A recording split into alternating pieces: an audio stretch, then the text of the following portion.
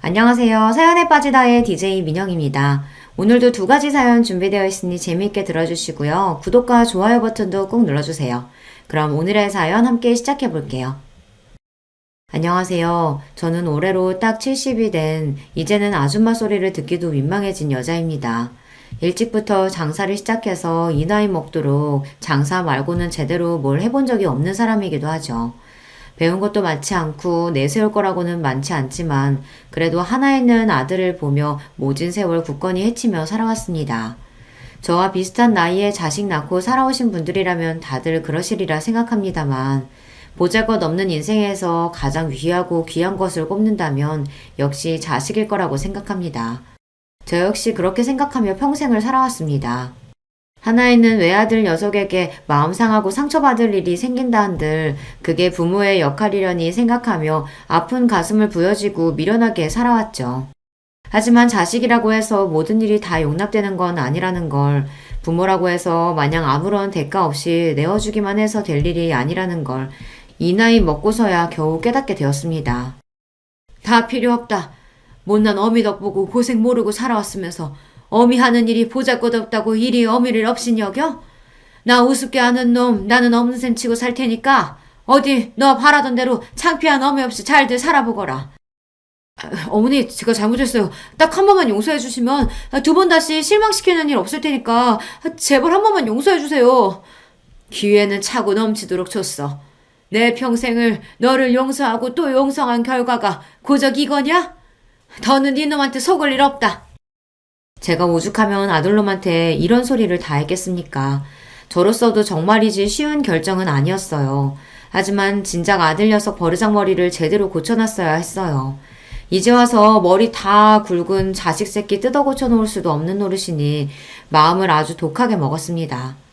상처 중에 가장 아픈 상처가 믿었던 자식 새끼한테 받은 상처가 아닐까 싶습니다. 저렇게 아들놈 내치고 나서 저라고 어떻게 괜찮을 수 있었겠어요. 한동안 허하고 쓰린 마음을 달랠 길이 없어 적잖이 마음고생을 해야만 했습니다. 여러분들 사연을 들려주는 이 채널의 존재를 알지 못했더라면 아마 저는 더 오랜 시간 혼자 끙끙 가슴앓이를 해야 했을 거예요. 그 생각만 하면 얼굴도 이름도 모르는 여러분들께 참으로 감사한 마음 그뿐입니다. 제 속마음 털어놓을 곳으로 이 채널을 선택한 것 역시 그런 감사한 마음에서 비롯된 것이라고 할 수 있겠죠. 도대체 무슨 일로 하나이는 피부치한테까지 저리 매정하게 돌아선 건지 지금부터 제 사연을 들려드리고자 합니다. 저는 형제 많은 집안의 셋째 딸로 태어났습니다. 세간에서는 얼굴도 안 보고 데려간다는 귀한 셋째 딸이라고들 하지만 실상 저는 그리 귀하게 자란 편은 못 됩니다. 위로는 많은 동생들 건사한다고 항상 날이 서 있던 언니 오빠가 있었고 제 밑으로도 줄줄이 동생이 셋이나 되었으니까요. 중간에 낀 제 신세는 늘 어정쩡하게 짝이 없었습니다. 그렇다고 제 목 야무지게 잘 찾아먹는 야무진 성격도 못 되어서 그 많은 식구들 속에서도 항상 소외감을 느끼며 자랐던 것 같습니다.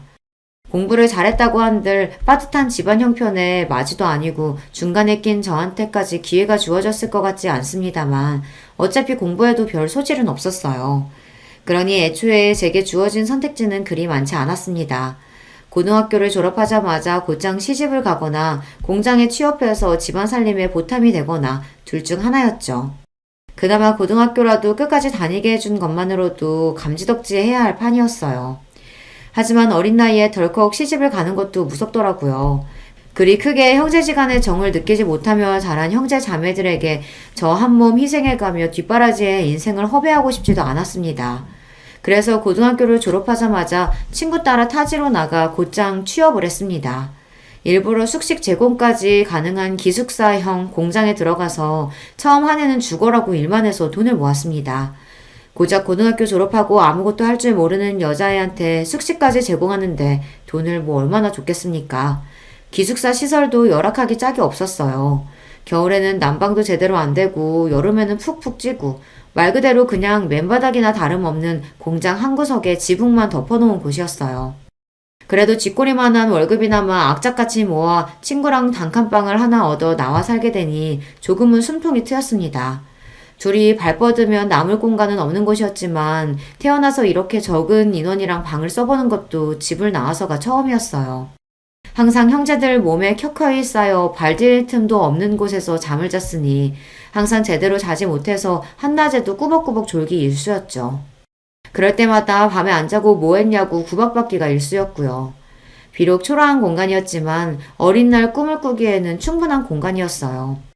남편을 처음 만난 것도 바로 그 즈음이었습니다. 남편도 본가에서 나와 인근 공장에서 일을 하던 사람이었어요. 친구통에 처음 만난 자리에서 수더분하고 꾸밈 없는 차림에도 눈빛이 맑았던 게 인상이 남아있습니다. 그 사람도 저처럼 형제 많은 집안에서 넷째 아들로 자라나면서 부모 관심 제대로 못 받고 가난 속에서 항상 마음이 허기져 있던 사람이었습니다. 그 사람 얘기를 들을 때마다 꼭 제 마음속을 끄집어낸 것 같아 뜨끔할 때가 많았어요. 식구는 많았지만 정작 의지할 만한 사람은 아무도 없었다는 것조차 저와 그대로 닮아있던 사람이었습니다. 머지않아 그 사람과의 사이는 아주 가까워지게 되었죠. 인주 씨나 저나 하늘 아래 마음 둘 것 없는 사람들끼리 지금이라도 서로 의지해서 살다 보면 그래도 잘하면서 부족했던 것들 조금씩은 채워줄 수 있지 않겠어요? 다른 건 몰라도 절대 혼자 남겨졌다는 생각 들지 않도록 노력할 테니까 인주 씨도 제게 그런 사람이 되어주셨으면 좋겠습니다. 투박한 청혼이었지만 그보다 더 진실한 말도 없다고 생각했습니다. 그때 이미 제 뱃속에 저희의 아들인 정우가 들어있었습니다. 없는 형편에 다른 사람 하듯이 결혼식은 언감생심 꿈도 꾸지 못했고 그나마 가진 옷 중 가장 깔끔한 옷을 입고 사진관에 가서 기념사진 한 장 박는 것으로 결혼식을 대신했습니다.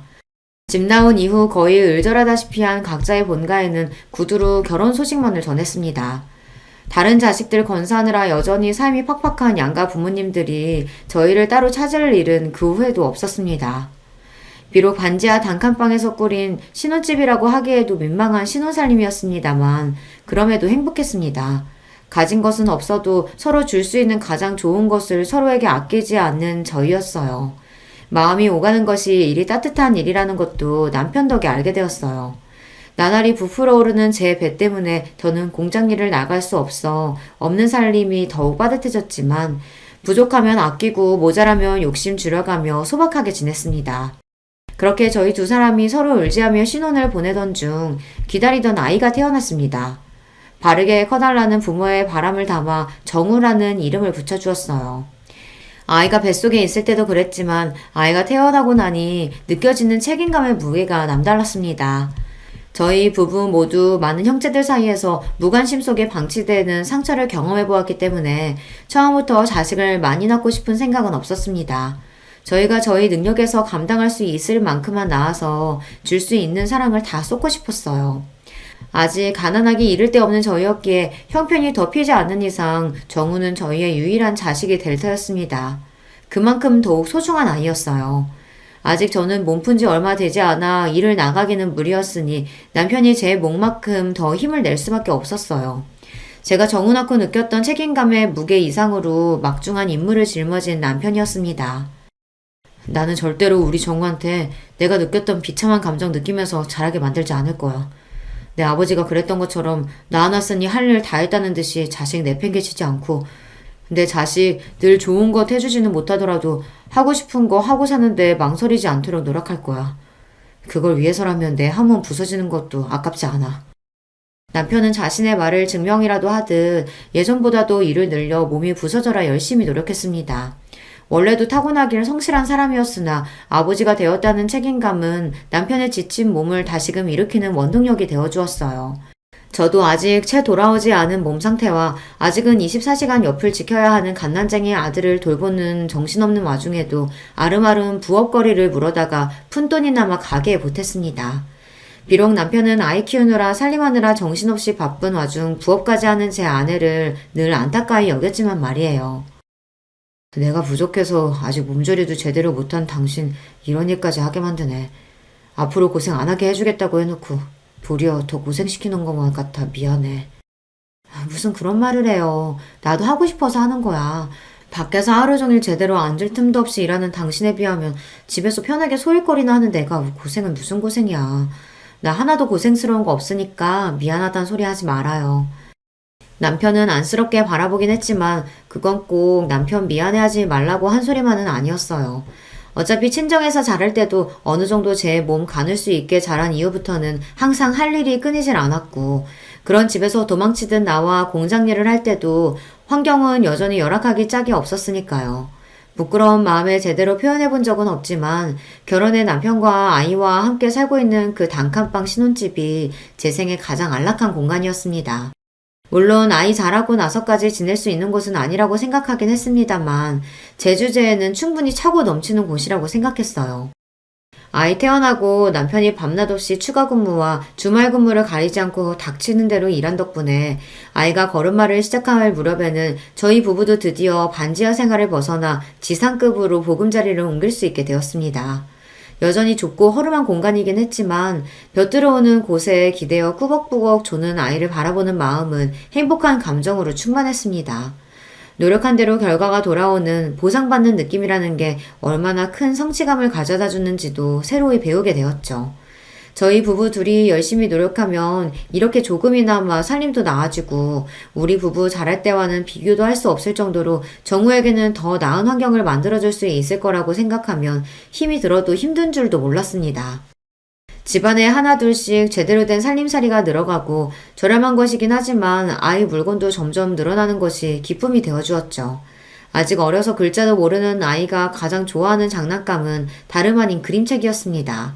말이 트이기 시작해서 뜻모를 말을 쫑알쫑알 끊임없이 떠들어대며 그림책을 열심히 감상하는 아이를 보는 저희 부부 눈이 즐거움으로 가득했어요. 엄마 아빠를 붙들고 고사리 같은 손가락으로 그림을 짚어가며 제 나름대로 침을 튀기며 열심히 설명하는 게 어찌나 우습고 귀여운지 살면서 지고 왔던 온갖 시름이 한순간에 다 날아가는 기분이었습니다. 공장 직원들 그 누구보다 열심히 일하며 곤란한 일도 마다하지 않던 남편의 노고를 인정받아서였는지 남편은 승진도 하게 되었습니다. 공장 생산직으로서는 이 젊은 나이에 승진이라니 흔치 않은 일이었습니다. 그간의 남편의 노력이 빛을 발한다는 생각이 들자 기쁨에 눈물이 났어요. 여보, 당신 정말 고생 많았어요. 우리 정우 낳고 얼마나 당신이 고생했는지 알아. 당신 같은 아빠가 또 어디 있겠어. 가끔은 내 자식인데도 당신 같은 아버지의 자식이라는 생각에 정우가 부러울 때가 있어. 당신 지금도 충분히 잘하고 있으니까 이제 마음의 짐 좀 내려놓고 우리 조금 편하게 지내요. 고생은 당신이 다 했지. 당신 같은 좋은 엄마한테 이런 칭찬도 다 듣고. 그래도 내가 지금까지 헛산 건 아닌가 보다. 승진하고 조금이나마 월급도 올랐고 당신 말대로 이제는 숨통도 좀 튀어가면서 우리 정우 크는 것도 보고 주말에는 정우 데리고 나들이도 나가면서 우리도 다른 사람들 사는 것처럼 한번 살아보자. 고생 많았어요, 여보. 제 생에 그때가 가장 아름다운 시절이 아니었을까 싶어요. 그 이후로 제 인생에 여러 번 기쁜 순간들이 찾아오기는 했지만 그 조금은 부족했던 시절만큼 제 마음이 충만했던 시절은 없었던 것 같아요. 제 인생의 전성기를 꼽자면 남편과 함께했던 그 젊은 날을 주저없이 꼽을 수 있어요. 이대로만 계속 이어진다면 더 바랄 게 없을 것 같았습니다. 비록 부모로서의 욕심에 우리 아들 튼튼하게 이왕이면 똑똑하게 자라줬으면 하는 바람은 있었으나 지금 이대로도 충분히 행복했습니다. 남편도 승진 이후로는 무리하게 특근이나 추가 근무까지 하지 않고 지냈기에 몸 상태도 예전보다 많이 좋아졌습니다. 제가 정말이지 신신당부를 했거든요. 이제 당신 승진도 했고 예전만큼 애쓰지 않아도 되잖아요. 당신 아직 젊다고 그 핑계로 몸 안 아끼면서 일하는 거 내가 모를 줄 알았어요? 건강 잃으면 다 잃는 거야. 아직 우리 정우 이렇게 어린데 앞으로 애 크는 거, 대학 가는 거, 장가 가는 것까지 다 보려면 당신도 이제 관리해야 돼. 그 좋은 시절 다 놓치고 싶은 거 아니면 내 말 들어요. 아, 알았어. 알았대도. 제 성화의 남편도 이제 슬슬 몸을 사리기 시작한 참이었습니다. 젊을 때야 젊은 패기로 어떻게 지나간다고 해도 그게 결국에는 몸에 다 남을 터였어요. 나이 들어 골골대는 것만큼 자식한테 패 끼치는 것도 없다는데 저희 부부 생각이 일치했기에 남편도 가장으로서 당신 몸이 당신 자신만의 것이 아니라는 걸 깨달은 것 같았어요. 스스로를 아낄 줄 모르는 사람이기에 이렇게나마 자신의 몸을 돌볼 줄 아는 사람이 되었다는 사실이 뿌듯했습니다. 그날은 남편 공장에 급작스럽게 추가 주문이 들어와 물량을 맞추느라 전 직원이 야근을 하게 된 날이었습니다. 전화로 야근 소식을 알리는 남편에게 또 당부를 했죠. 당신 내 말 잊지 않았죠? 위험한 쪽으로는 얼씬도 하지 말고 저녁도 거르지 말고 몸이 재산이라는 거 꼭 기억하고. 아이고, 알았습니다. 누구 말씀이라고 감히 거역하겠습니까? 10,000원님 말씀 잘 들어야지. 싱글거리며 웃으며 대꾸하는 남편 목소리가 듣기 좋았어요. 남편이 빨리 돌아왔으면 좋겠다고 생각하며 대충 저녁 끼니를 해결하고는 곤히 잠든 아이 머리를 살살 쓰다듬으며 남편이 귀가하기만을 기다렸습니다. 늦어도 자정쯤이면 돌아온다는 말에 잠들지 말고 기다리자 했는데 저도 하루 종일 살림에 육아에 또 남편 몰래 슬그머니 시작한 부업 마감 지킨다고 그날 제법 무리를 했던지라 저도 모르게 깜빡 잠이 들었습니다.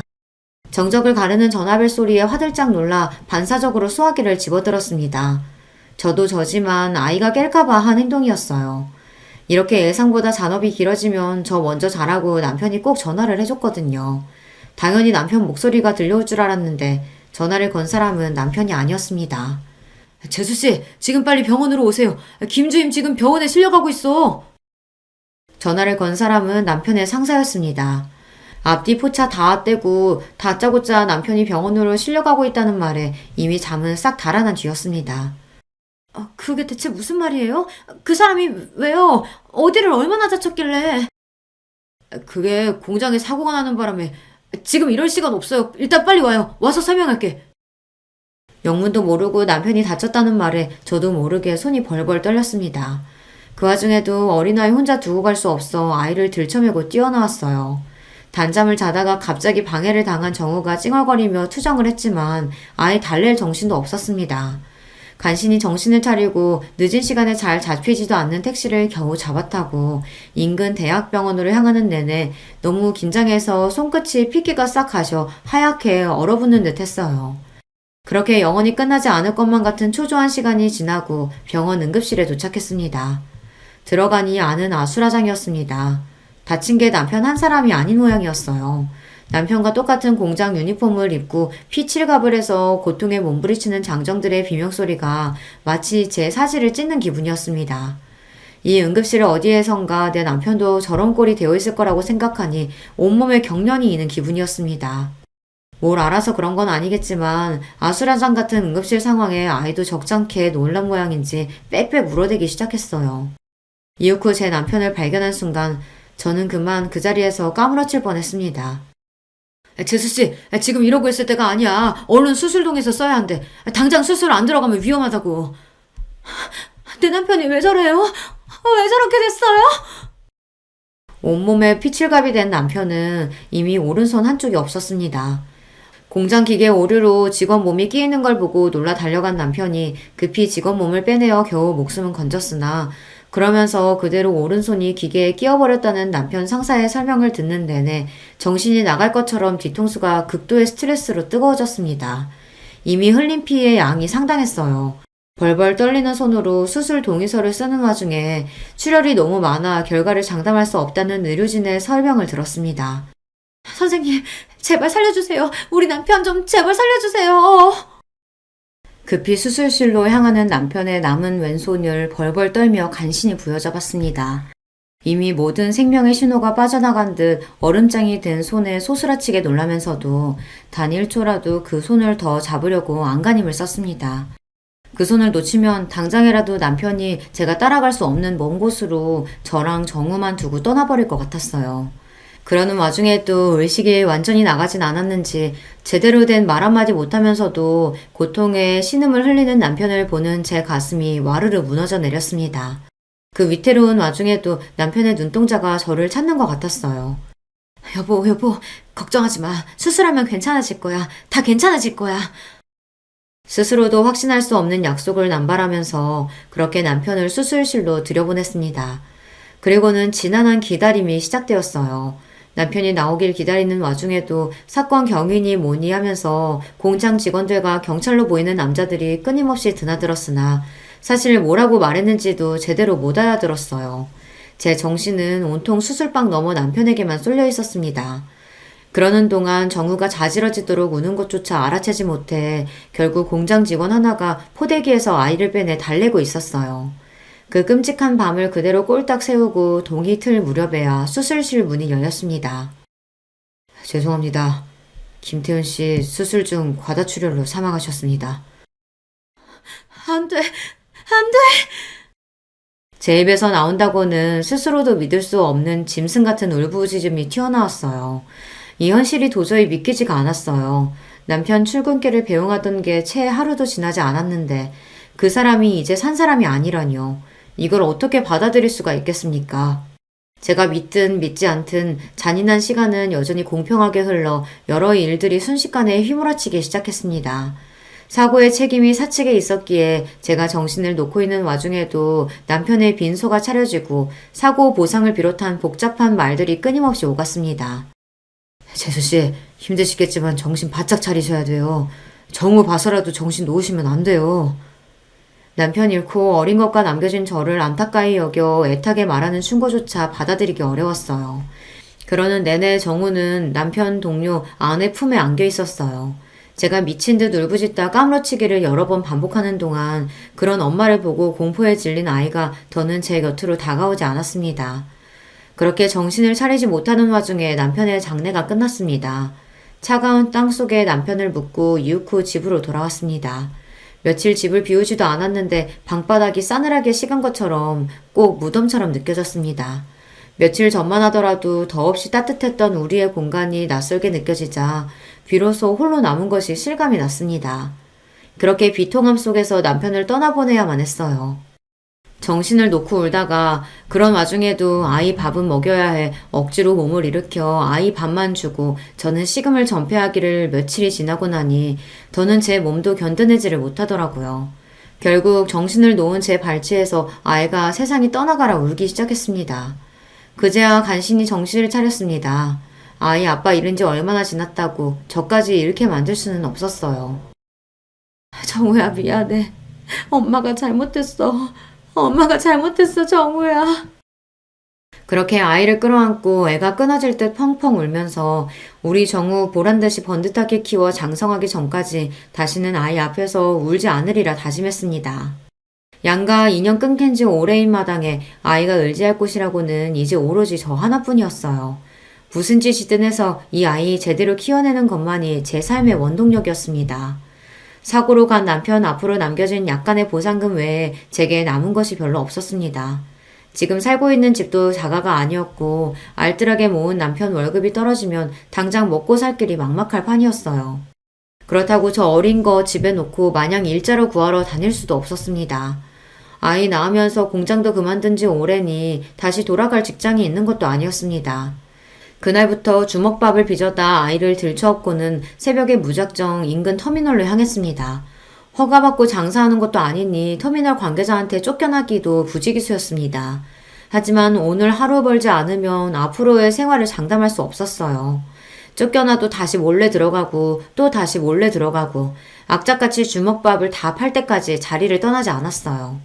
그렇게 얼마간 주먹밥 장사를 하다 보니 버스 기사분들 중에서도 슬슬 단골 손님이 생겨나기 시작했습니다. 젊은 세대기 손맛이 참 야무지네. 여기 이렇게 아름아름 장사하는 분들 여러 계신데 세댁 주먹밥이 제일 맛있어. 제 딱한 사정을 알고 안타까워하시는 분들도 계셨어요. 온 손이나마 녹이라고 따뜻한 음료를 건네주시기도 하셨습니다. 이른 시간에 아이까지 들쳐업고 고생스러워서 어째요. 이거라도 좀 마셔요, 애기 엄마.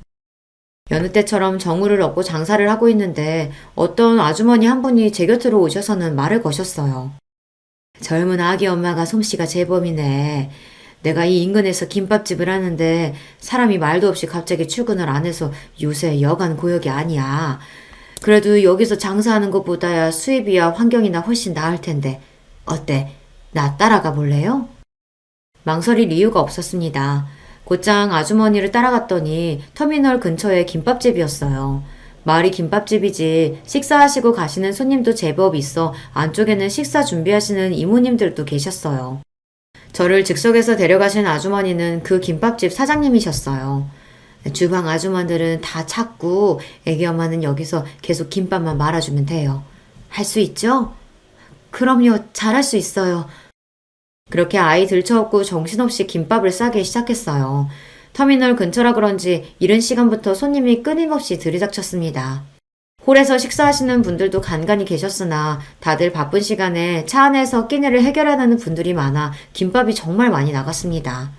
신들린 듯이 김밥을 싸다 사장님 부르시는 소리에 겨우 눈만 들어 사장님을 쳐다보았어요.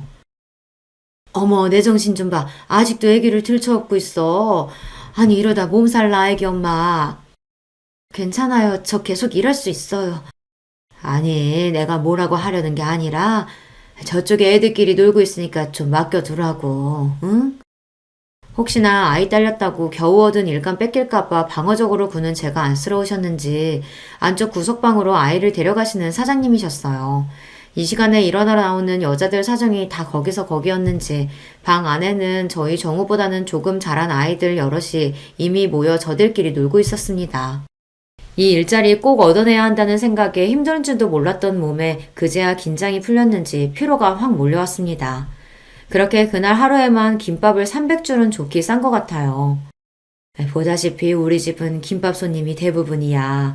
그래서 애기 엄마처럼 손 빠르고 야무진 사람이 제일 필요해. 오늘 일하는 거 보니까 걱정할 필요 없겠네. 내일부터 여기로 출근해요.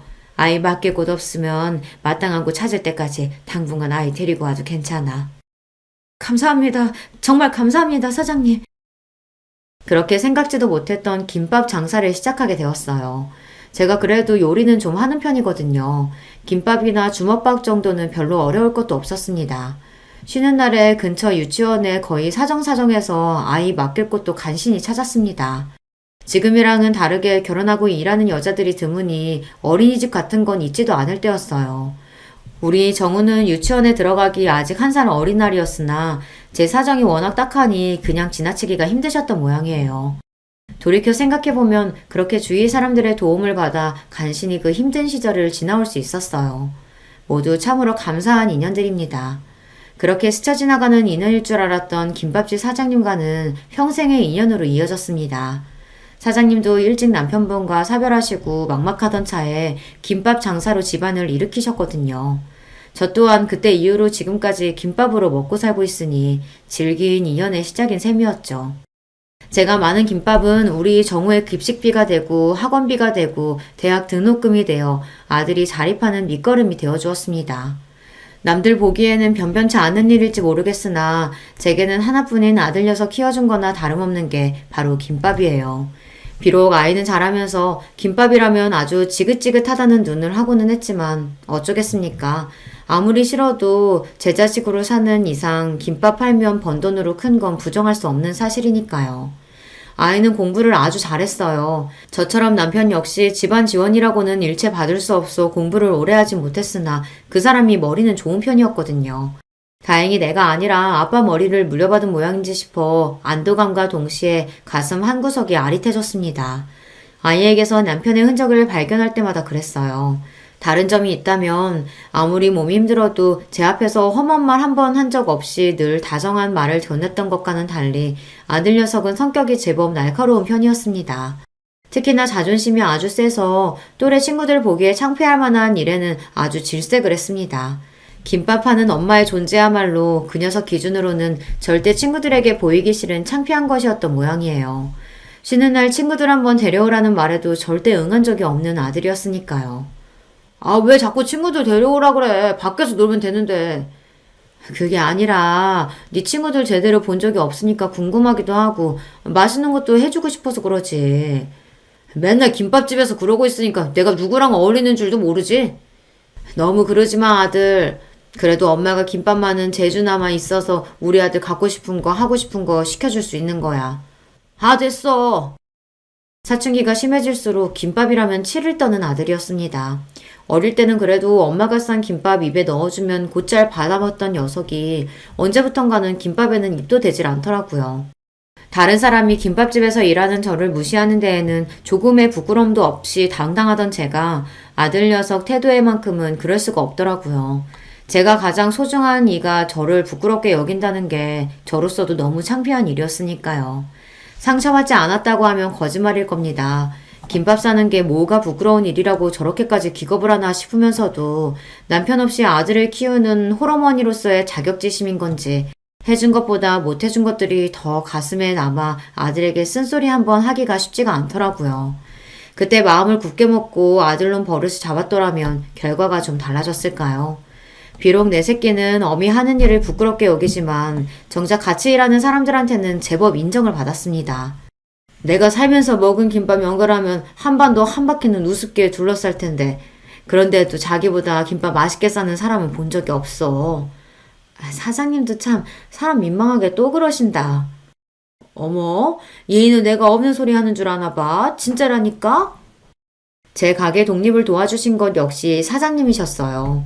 저야 뭐 김밥이나 말 줄 알았지 상권이니 가게 등록이니 하는 건 문외한이나 다름없었습니다. 사장님 안 계셨으면 내 가게 장만은 언감생심 꿈도 못 꿀 일이었어요. 첫 만남부터 지금까지 그분께는 그저 감사하고 또 감사할 따름입니다.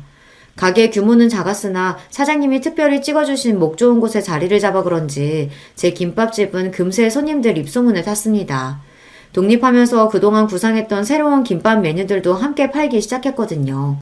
지금이야 이것저것 재료가 풍부하게 들어간 프리미엄 김밥들이 일반화되었지만 저 가게 시작할 때만 하더라도 김밥은 흔히들 생각하는 기본 김밥이 전부였어요. 거기에 묵은지를 넣은 김밥이나 쌈밥 비슷한 김밥 메뉴를 내서 팔기 시작하니까 인근 여학교 학생들 반응이 아주 좋더라고요.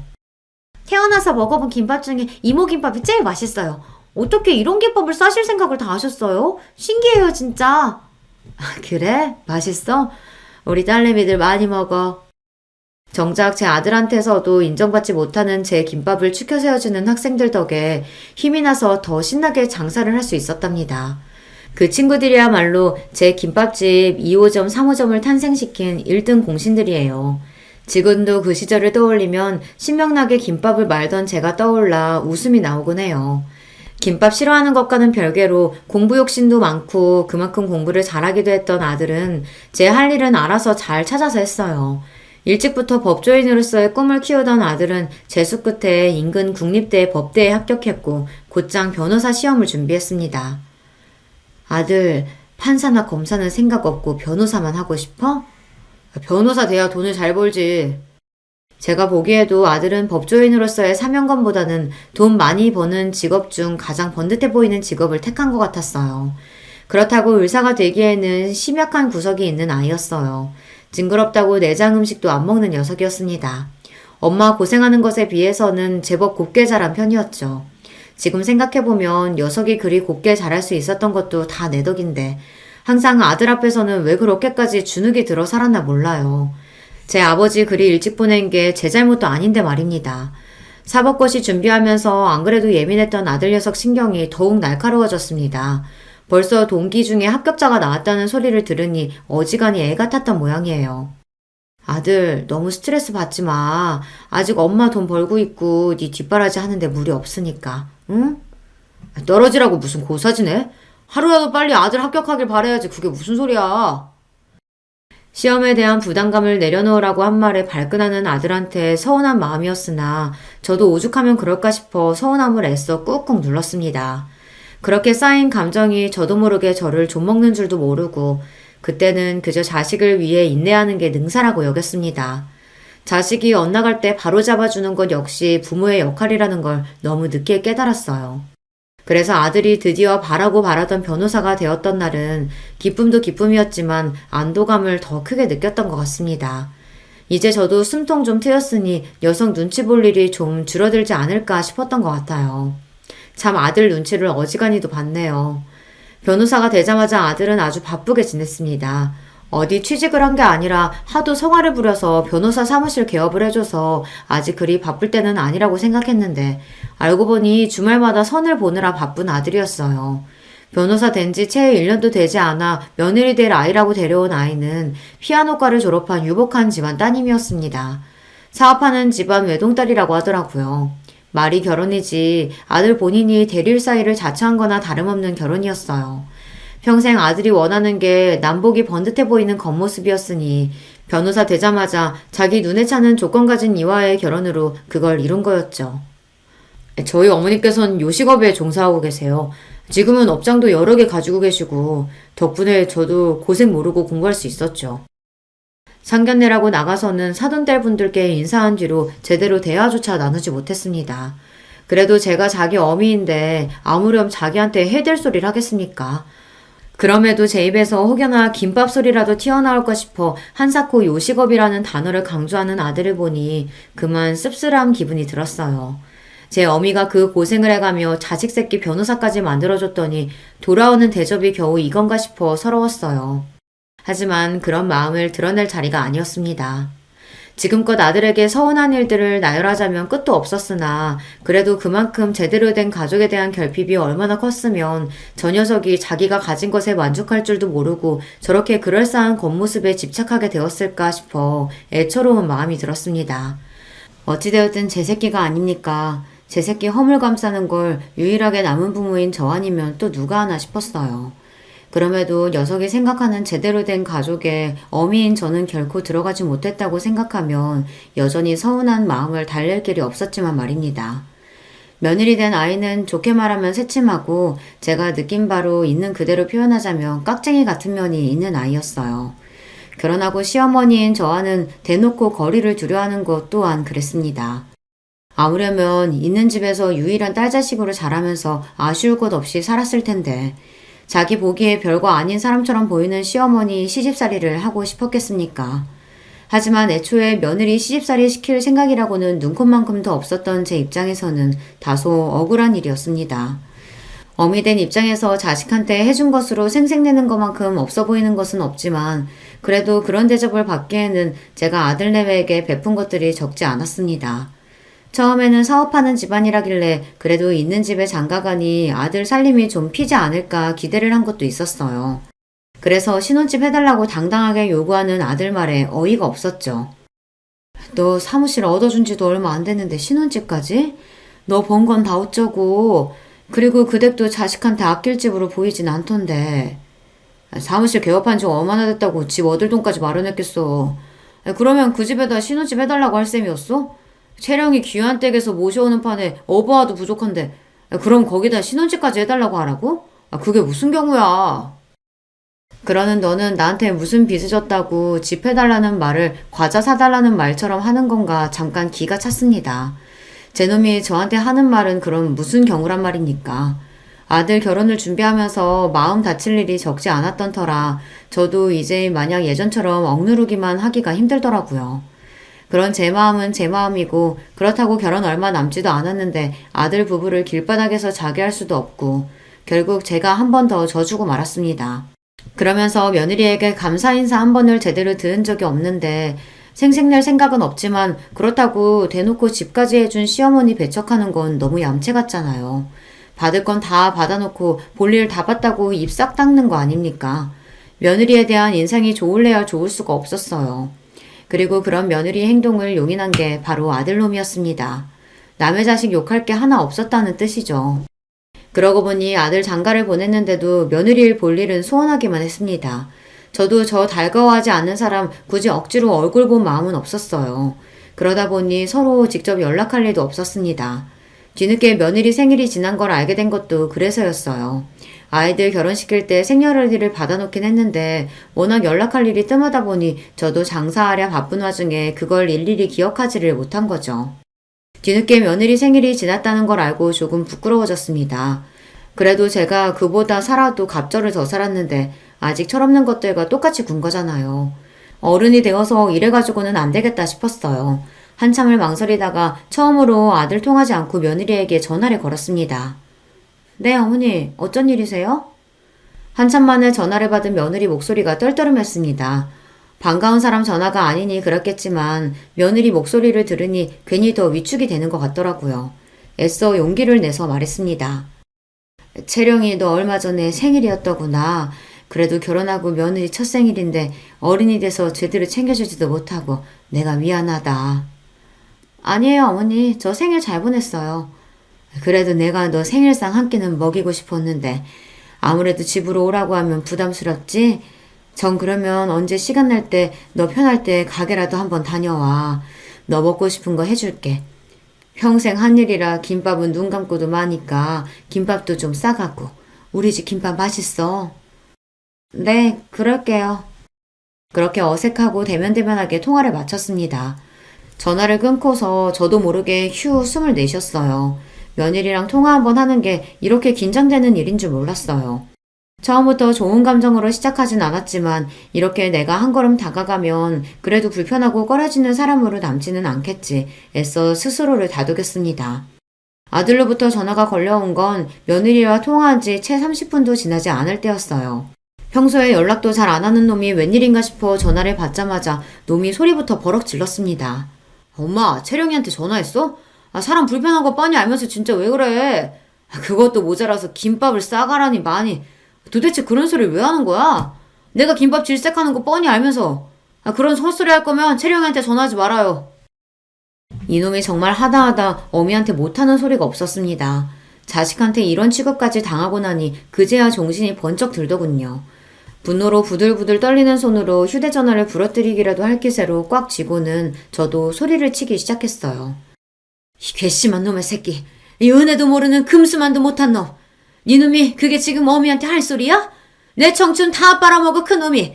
네 어미가 만든 김밥 아니었으면 지금쯤 어디서 어떻게 빌어먹고 살지도 모르는 놈이 감히 어미를 업신여겨? 네 어미 김밥 장사하는 게 그래도 부끄럽더냐? 그렇게 창피하고 싫으면 김밥 팔아 번 돈도 마다하지 그랬냐?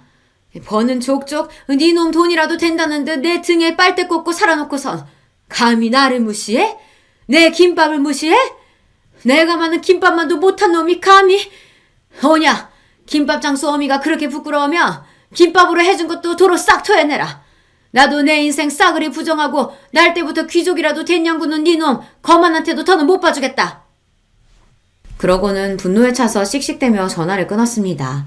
은혜도 모르는 아들놈에 대한 분노와 비로소 그에 대한 서러움과 울분으로 가득 차 있던 속내를 터뜨렸다는 생각에 전에 없이 흥분이 치솟았어요.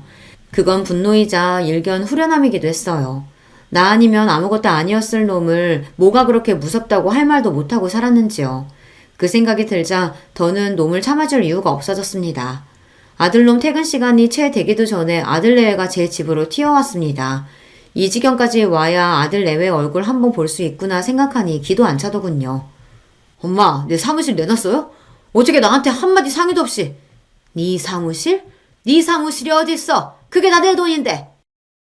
눈도 깜짝 않고 야멸차게 말하는 저를 보고 되려 아들 녀석이 당황했습니다. 녀석이 그렇게 당황하는 건 처음 봤어요. 저도 녀석을 어쩔 줄 모르게 만들 수 있었다니 그게 그렇게 손쉬운 방법인 줄 알았다면 진작 좀 해볼 걸 그랬어요. 아직 너희 신혼집 내놨다는 소리는 못 들은 모양이구나. 사무실 얘기만 하는 걸 보니. 내가 내 재산 내 마음대로 하겠다는데 너랑 상의가 왜 필요해? 너는 나한테 뭐 하나 의논하고 결정했니? 그래서 나더러 신혼집 해달라며 일방적으로 통보했어? 강도도 그렇게는 안 할 거다. 어미 무시할 거면 일관되게 무시만 하던가 지갑 취급하며 그동안 잘도 빼먹고 편하게 살았지? 김밥 말아 파는 어미 부끄러워하는 자식 새끼 나도 필요 없다. 꼴 보기 싫으니까 잔말 말고 둘 다 내 집에서 나가. 전에 없이 매몰차게 자기를 내치는 제 모습이 차마 믿기지 않았는지 벌린 입을 다물 줄 모르는 아들이었습니다. 녀석보다 조금 더 빨리 상황을 파악한 며느리가 제 앞에 납작 엎드렸습니다. 어머님, 제가 정말 죄송해요. 그동안 제가 많이 서운하게 해드렸죠? 제가 생각이 모자라서 어머님 마음을 미처 헤아리지 못했어요. 잘못했어요. 화 푸세요. 네 탓할 생각 없다. 내 자식 눈꼴이 저 모양인데 남의 자식한테 입댈 생각 없어. 다만 내 재산 내가 알아서 하겠다는 것뿐이니 나한테 이리 빌어봤자 소용없다. 제 아내까지 내치는 꼴을 보고서야 사태의 심각성을 깨달았는지 아들놈이 제 다리에 매달렸습니다. 엄마, 제가 엄마가 부끄러워서 그런 게 아니라. 아니긴 뭐가 아니야. 세상에 내 존재 가장 작게 만드는 게 바로 네 놈이야. 네 놈 제대로 키워보겠다고 시작한 일을 가장 초라한 일로 만드는 게 바로 네 놈이라고. 내가 뭐 한다고 너 같은 놈 키워낸다고 그 고생을 했는지 모르겠다. 고마워할 줄도 모르는 너 같은 놈 때문에. 엄마, 진정 좀 하시고 제발. 진정은 네가 해야지. 이제 부끄러운 어미 없이 니놈 혼자 헤쳐나갈 세상살이가 결코 녹록지 않을 텐데 그래야 하지 않겠어? 그간 내 그늘 아래서 세상 무서운 줄 모르고 곱게만 자랐지. 그게 결국은 널 위한 게 아니었는데 지금이라도 잘못된 건 바로 잡는 게 맞겠다. 그래도 내 덕에 돈 걱정 없이 법 공부했으니 너도 억울해할 것도 없다. 이제 각자 인생 각자 살자꾸나. 엄마, 잘못했어요. 잘못은 무슨. 돈 아니면 네가 내 앞에서 무릎 꿇을 일이 있겠어? 속 훤히 들여다보이는지 그만하고 이만들 돌아가. 그렇게 아들 내외를 제 집에서 내쳐버렸습니다. 손이 벌벌 떨리기는 했지만 막상 해보니 못할 일도 아니다 싶더라고요. 비록 아무도 남지 않은 집에 남은 건 지난 제 세월에 대한 허무함과 서름뿐이지만 말입니다. 순간 남편이 떠올랐습니다. 저 녀석 하나 제대로 키우겠다고 그 사람과 마음속으로 약속을 했는데 제 몫을 다하지 못한 것 같아 그 사람에게 송구스러웠어요. 아들 변호사 사무실과 신혼집은 결국 빼버렸습니다. 제 나름대로 마음속 응어리를 털어냈더니 생각보다 수월하게 모든 일을 정리할 수 있었어요. 그러는 동안에도 아들 내외가 집 앞에 찾아와 울고불고 때를 쓰고 난리도 아니었으나 한 번도 문을 열어주지 않았어요. 녀석은 그렇게라도 벌을 받아야만 했습니다. 저도 허탈한 마음 다잡는데 시간을 제법 쏟아야 했지만 요즘에는 은인이신 식당 사장님과 지인들과 함께 어울려 놀러도 다니면서 전에 없이 여유롭게 지내고 있습니다. 아들놈에게 정신 매이지 않고 살아보기도 이번이 처음이네요. 생각보다는 할만하다 싶습니다.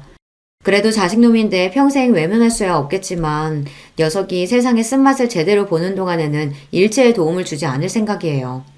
이제야 녀석에게 제대로 어미 노릇을 하는 것 같다는 생각도 듭니다. 늙은이의 별 볼 일 없는 이야기는 여기까지예요. 여러분은 이 어리석은 늙은이와 같은 과오는 저지르지 마셨으면 해요. 긴 이야기 들어주셔서 감사합니다. 안녕하세요. 저는 이제 곧 있으면 8순이 되는 할머니입니다. 요즘 같은 세상에 아직 제 나이면 한창이라고 하긴 하더라만 그래도 할머니는 할머니죠.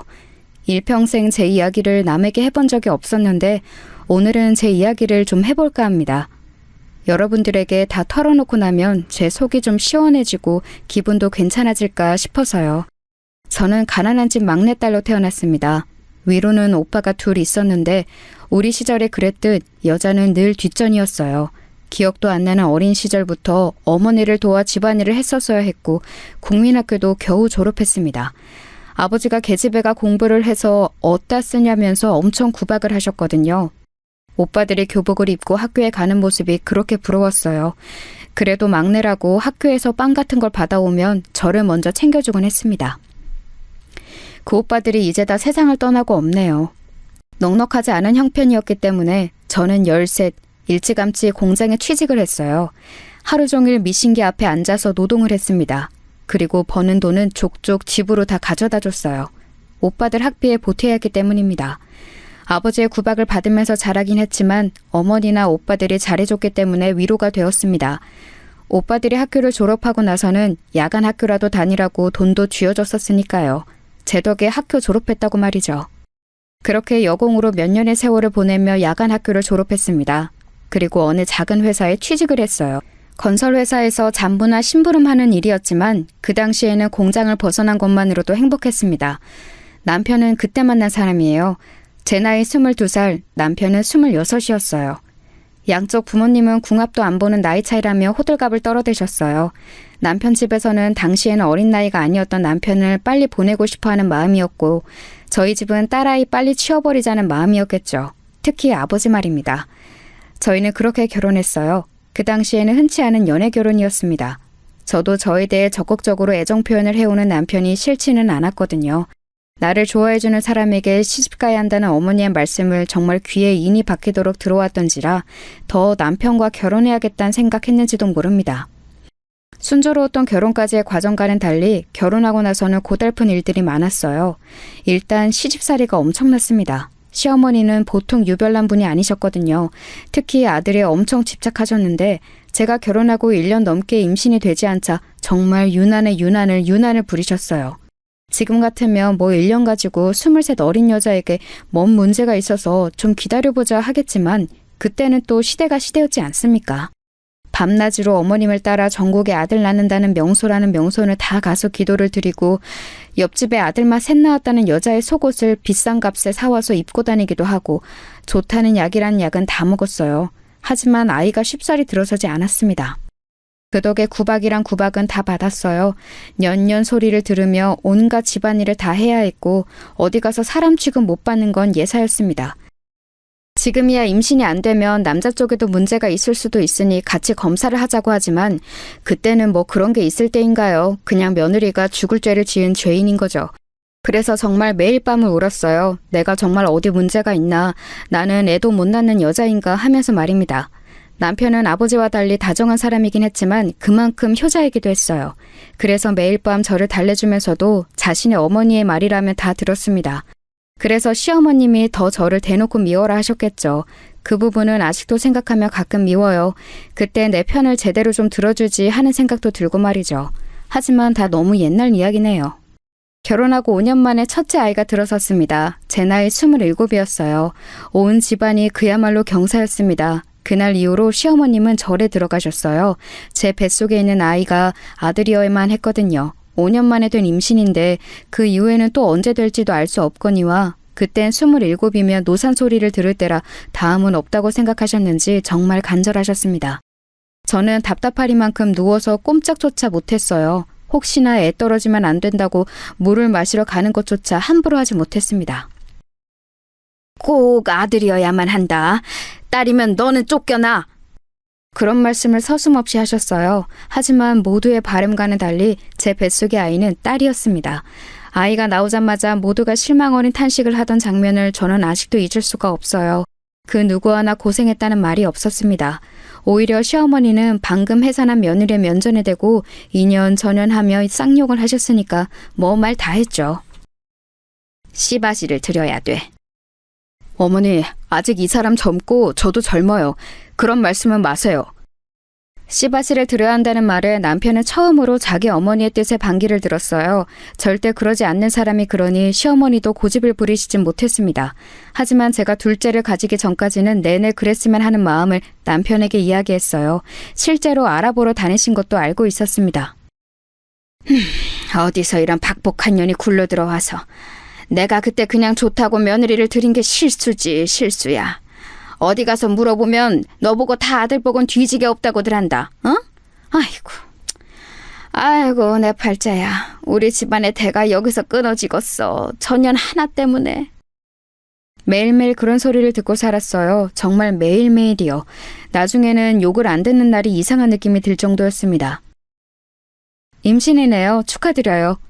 몸이 이상해서 가본 병원에서 둘째를 가졌다는 말을 들었을 때 정말 눈물이 났어요. 그래서 집으로 돌아가는 내내 대성통곡을 했습니다. 그러고 얼굴이 퉁퉁 부은 채로 집에 들어갔더니 시어머니가 무슨 큰 병에 걸렸냐며 대낮부터 여자가 불성사납게 길거리에서 울고 다닌다며 또 욕이란 욕은 다 하시더군요. 어머니, 저 임신이래요.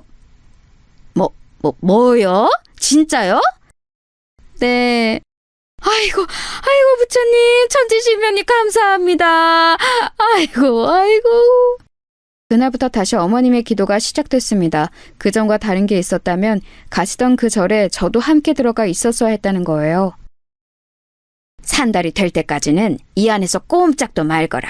부정 탄다고 절대 그러면 안 된다 했다. 몰래 나갔다가 나한테 들키면 너 죽고 나 죽는 거니까 그런 줄 알아라. 저는 정말 산 아래로 한 발짝도 내려오지 못한 채 8개월을 가까이를 산속 그 절에서 생활했어요. 불편한 것도 많고 너무 힘들었지만 그래도 아들을 낳아야 한다는 일념 하나로 이겨냈습니다. 남편도 멀쩡한 부인과 반년이 넘는 시간 동안 생리배를 해야 했고요. 내가 당신한테는 정말 많이 미안해. 그래도 남편은 참 다정한 사람이라 참고 살았던 것 같아요. 지금 생각해보면 말입니다. 그렇게 저는 아들을 낳았습니다. 아들을 낳던 날 온 집안에 어머니의 비명 같은 울음소리가 울려 퍼졌습니다. 그리고 결혼하고 처음으로 들었어요. 수고했다. 수고했다는 말입니다. 그 말 한마디 듣자고 7년이 넘는 세월을 그렇게 마음고생 몸고생한 거 생각하니 허무하더라고요. 대체 아들이 뭐라고 말이죠. 하지만 저도 어쩔 수 없는 옛날 사람인지라 딸아이보다는 아들내미가 이쁘긴 하더군요. 그래서는 안 되는데 말입니다. 엄마는 왜 정수만 이뻐해? 엄마가 언제 정수만 이뻐했어. 정이도 예뻐해. 거짓말. 엄마가 맨날 간식도 정수 하나 더 주는 거 내가 모를 줄 알아? 어린 시절 딸아이가 했던 말이 다 늙은 지금도 가슴에 콱 박혀 있어요. 저도 좋은 엄마는 아니었나 봅니다. 그렇게 저는 제 할 몫은 다 했어요. 그렇게 원하고 바라시던 아들도 낳아드렸고 어머님이 돌아가실 때까지 모시고 살았으니 말입니다. 돌아가시기 전에 유언처럼 그러시더군요. 너같이 착하고 잘하는 며느리는 또 없더라. 미안했다. 물론 그 한마디로 모든 것들이 씻기듯 없어진 건 아니었지만 그래도 지난날 제 세월이 아주 헛된 건 아니구나 싶어 눈물이 났습니다. 어머님이 돌아가시고 사람들은 며느리가 시어머니를 참 많이 좋아했나 보다 했지만 제 눈물은 사실 그 안에 대한 눈물이었어요. 당신 정말 고생 많았어. 일평생 효자였던 남편만이 그래도 제 마음을 어느 정도는 알아주더군요. 그거마저 없었으면 진작 짐을 몇 번이고 쌌겠죠. 아들내미는 정이 많은 타입은 아니긴 했어요. 하나 있는 아들 잘 키워야 한다며 어머니가 싸고 돌면서 하고 싶다는 거 다 시켜주고 다 사주고 그렇게 키우는 바람에 버릇이 좀 없기도 했고 말이죠. 그래도 공부는 곧잘 해서 학교도 좋은 학교를 갔어요. 그게 또 어머님의 엄청난 자랑거리셨죠. 만나는 사람마다 손자 학교 자랑을 하셨으니까 말입니다. 딸아이도 공부를 곧잘 했어요. 그래도 딸이 무슨 대학이냐며 절대 안 된다 하셨지만 못 배웠던 게 어린 시절에 한으로 남아있던 제가 정말 빡빡 우겨서 딸아이도 대학을 보냈습니다. 한 푼도 보태줄 수 없다는 어머님 말에 남편이 뒤에서 조금 그리고 제가 모아둔 비상금 조금 그렇게 학비를 쥐어줬던 기억이 나네요. 시간이 좀 지나서 딸아이가 그러더라고요. 엄마가 나한테 다 잘해준 건 아니고 나도 서럽고 섭섭한 기억 너무 많았지만 그때 나 대학 그렇게 보내준 걸로 엄마는 엄마 몫을 다 한 거야. 그리고 나한테 미안해하지 않아도 돼. 그런 말을 듣자고 대학을 보낸 건 아니었지만 그래도 마음에 늘 얹혀있던 것 하나가 덜어지는 기분이 들기는 하더군요. 딸아이는 아직도 종종 그때 엄마가 빡빡 우겨서 비상금까지 털어서 자기 학비에 보태준 걸 고맙다고 말합니다. 그게 벌써 몇십 년 전 이야기인데 말이죠. 아들과 딸내미 둘 다 좋은 대학을 나와서 좋은 회사에 취직을 했어요. 어머니가 그렇게 싸고 돌던 아들내미보다 딸내미가 더 잘 됐지만 말입니다. 집안에서 기집애가 제일 잘나면 머스마가 기가 죽어서 안 되는디. 끝까지 그런 말씀을 하셨지만 말이에요. 아들은 대기업에 입사해서 선을 받습니다. 그것도 사실 어머님이 다 주선하신 거였어요. 참하다는 손주 며느리감을 속에 소개를 받아 이루어낸 혼사였죠. 저도 딱히 불만은 없어요. 사람 좋아 보이던데요? 하기 싫으면 하지 않아도 된다는 말을 아들이 그렇게 말하더군요. 그래서 그냥 그러라 했습니다. 손주를 그렇게 결혼시켜놓고 정작 어머님은 그렇게 보고 죽고 싶어 하시던 증손주는 못 보고 돌아가셨지만 말이에요. 며느리는 말이 없는 무뚝뚝한 편의 며느리였어요. 표현을 잘하진 않지만 그래도 챙겨야 할 집안 대소사 같은 것 빠지지 않는 편이었습니다. 물론 좀 이상하다 생각했던 적은 있어요. 시어머니가 있을 때와 저랑 둘만 있을 때 태도가 좀 다르긴 했거든요. 그래도 워낙 어르신이니 그런가 보다 했습니다. 하지만 어머님이 돌아가시고 나니 그랬던 이유를 알겠더군요. 어머님이 저희 아들 주려고 모아놓은 재산이 좀 있었습니다. 그 이야기를 어디서 들었는지 들었던 모양이에요. 할머님 통장 어머님이 가지고 계세요? 남편 준다고 하셨었는데.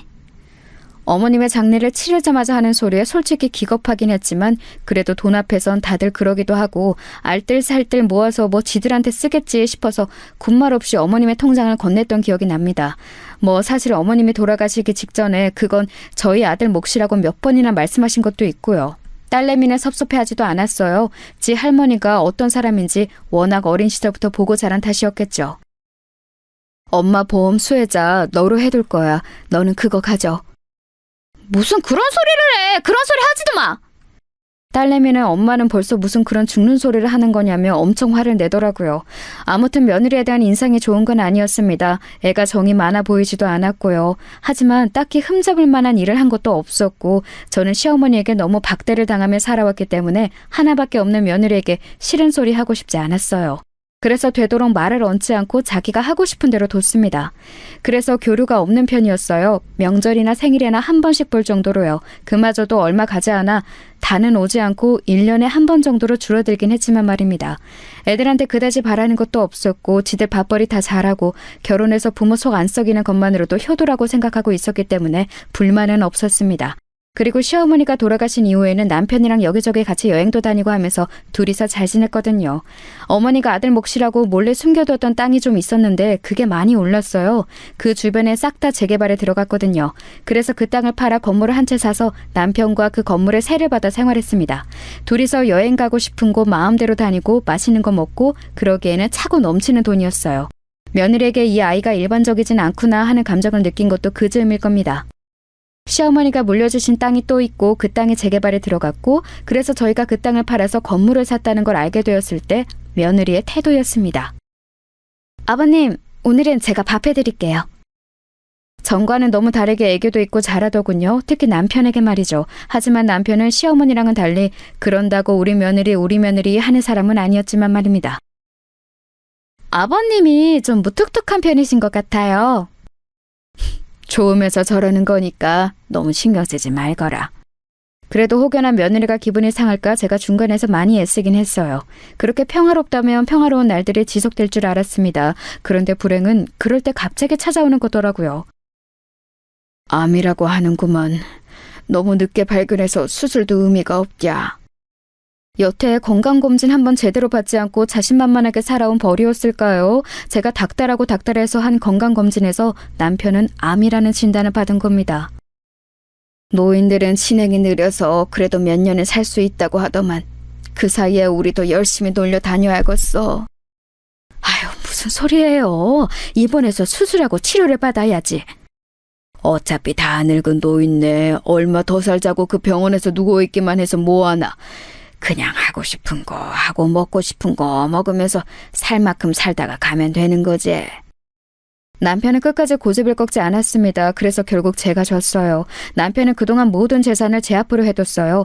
그 사실을 알게 된 며느리가 미리 상속을 하면 좋지 않을까요? 하고 넌지시 물었지만 남편은 완강했습니다. 내가 젊어서 네 시어머니한테 못한 게 너무 많다. 내 거 다 주고 나중에 자기 죽을 때 이거 다 마음대로 알아서 하라고 할 거요. 자식들한테 한 푼도 안 준다고 해도 그것은 네 시험의 뜻이고 다 준다고 해도 네 시험의 뜻이고 나는 그렇게 결정했으니까 그 이야기는 다시 하지 말거라. 남편이 노골적으로 불편한 기색을 비췄기 때문에 며느리도 한 발 물러설 수밖에 없었어요. 남편의 뜻에 따라 그냥 하고 싶다는 거, 먹고 싶다는 거 다 하고 다 먹으면서 그렇게 보냈습니다. 자기가 걸을 수 없게 될 때까지 말이죠. 그리고 더 이상 그럴 수 없게 될 만큼 병이 약화되었을 때 병원에 누워서 그러더군요. 당신 병간호 하게 하고 싶지 않아서 항상 당신보다 하루 더 늦게 죽게 해달라고 그렇게 빌었었는데 결국은 당신 또 고생시키다 가는구먼. 나는 평생 당신한테 좋은 남편은 될 수가 없나벼. 어머니 때문에 미웠던 적은 많았어도 당신이랑 결혼한 걸 후회한 적은 없었으니까 안 미안해도 돼요. 그 말에 남편이 울더라고요. 그 말을 한 지 얼마 되지 않아 남편은 세상을 떴습니다. 남편이 세상을 떠난 날 정말 많이 울었어요. 아직도 다 늙어서 이렇게 눈물이 나는구나 싶을 만큼 많이 울었습니다. 하나밖에 없는 남편이자 또 친구가 떠난 느낌이었어요. 늘 옆에 공기처럼 있던 사람이 없어지니까 정말 한 번의 체감이 확 되더라고요. 남편이 없는 빈자리가 말입니다. 그래서 한동안은 우울증 같은 게 왔었어요. 엄마, 좀 먹어. 아빠도 엄마 이러는 거 원하지 않으실 거야. 딸이 이틀에 한 번꼴로 집에 와서 저를 챙겼습니다. 그때 딸아이 아니었으면 견뎌내기 힘들었을 거예요. 물론 며느리도 평소보단 훨씬 더 얼굴을 비추긴 했습니다. 어느 정도 시간이 지나고 남편의 빈자리도 또 혼자라는 사실도 적응이 되어갈 무렵 남편이 쓴 일기를 읽게 되었어요. 그 일기에는 저에게 얼마나 미안한 마음을 가지고 있는지에 대한 내용과 자기가 떠나고 나서도 제가 호강했으면 하는 마음이 가득 담겨 있었습니다. 그래서 남편의 뜻에 따라 살기로 했어요. 맛있는 것도 많이 먹고 친구들이랑 여행도 다니고 그러면서 지냈습니다. 그러다 문득 친구들이 그러더군요. 그 많은 재산 다 어쩌고 죽을 거요? 그냥 나 죽으면 알아서들 나눠 갖는 거 아니요? 아우, 안 돼. 그러면 싸움 나. 쥐들이 더 가져가겠다고. 미리미리 어느 정도 주겠다 다 정해놔야 된다니까. 아, 그러고 죽기 전엔 절대 주면 안 되고. 그냥 미리미리 줄 만큼 다 주고 나 쓸 것만 남겨두면 안 되나? 아우, 큰일 날 소리 하네. 그러면 태도가 싹 바뀐다니까. 죽기 전엔 정말 한 푼도 주면 안 돼. 처음에는 뭘 그렇게 유난을 떨어야 하나 싶었지만 며느리의 여태 동안의 그 태도들이 마음에 걸려 있었던지라 그 말이 더 마음에 와닿았습니다. 친구들의 조언대로 변호사를 만나 딱 3등분으로 나눠줄 생각이었어요. 딸내, 아들내, 그리고 나머지는 기부로 하는 걸로 말입니다. 예전부터 좋은 일을 늘 하고 싶었는데 기회가 없었거든요. 뉴스 같은 곳에서 전 재산을 기부했다는 사람들을 보면서 대단하다고 생각했던 적도 많았습니다. 물론 저는 전 재산을 기부하는 건 아니라 아이들에게도 줄 생각이긴 했지만 말입니다. 어머님, 변호사 만나셨어요? 그런데 며느리가 제가 말하지도 않았는데 제가 변호사를 만난 걸 어디서 듣고 와서 묻더라고요. 그걸 어떻게 알았니? 저희 동네에 있는 사무실에 가셨죠? 저희 동네에 제가 아는 사람이 많아서 만났다. 재산 문제로 만나신 거예요? 답지 않게 정말 꼬치꼬치 묻더군요. 며느리가 재산에 대해 관심이 많은 건 알고 있었던지라 그냥 별 문제가 될 것 같지는 않아서 다 대답했습니다. 주변에서 죽기 전에 미리 나눠야 한다고 해서 아직은 그냥 만나보기만 한 거야. 아직 유언장을 쓴 건 아니었거든요. 변호사 말로는 정확하게 재산 파악을 해서 뭐는 누구에게 그런 걸 정확히 써야 한다고 하더라고요. 그래서 시간이 좀 걸린다고요. 어떻게 하실 건데요? 지들이 받을 재산인데 궁금할 것도 같다 생각하며 그냥 이야기했어요. 3등분해서 큰애, 니네, 그리고 나머지는 기부할 거다. 제 그 말에 며느리 눈이 동그래지더군요. 기부를 하신다고요? 아니 그 전에 형님이랑 저희랑 똑같이 주신다고요? 그래, 뭐가 문제냐? 너네는 어머니가 주신 돈도 따로 받아간 게 있지 않니? 그것도 적은 돈이 아닌데. 아니, 아무리 그래도 아들이잖아요. 요즘 세상에 그런 게 어딨어. 그리고 기부는 무슨 말씀이세요? 예전부터 뉴스 같은 거 보면서 전 재산 기부했다는 할매, 할배들 멋지다고 생각했다. 그래서 나도 전 재산은 아니지만 기부하기로 한 거요. 아니, 그 큰 돈이니까 더 해야지. 그리고 너네가 가져가는 돈도 큰 돈인데 뭐가 그렇게 아깝니? 아니, 아까운 게 아니라 굳이 그래야 하나 싶은 거죠. 자식들 몫까지 나눠서. 여기에 너희 몫이 정해진 게 어딨어. 그냥 운이 좋아서 땅이 오른 덕에 생긴 돈인데.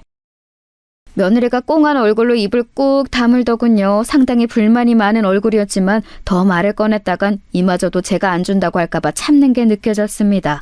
그날 이후로 며느리는 거의 매일을 저희 집에 찾아왔어요. 그리고는 집안일을 하고 제 옆에 딱 붙어서 하루 종일 저를 설득했습니다.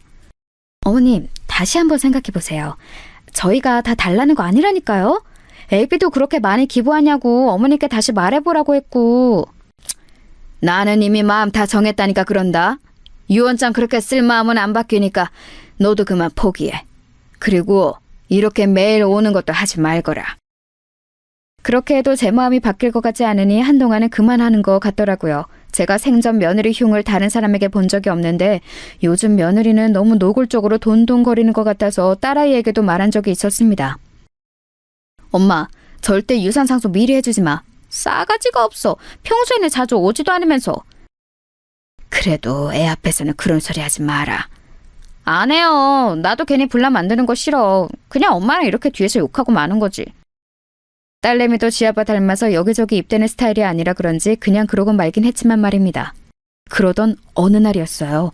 꿈에 남편이 나왔습니다.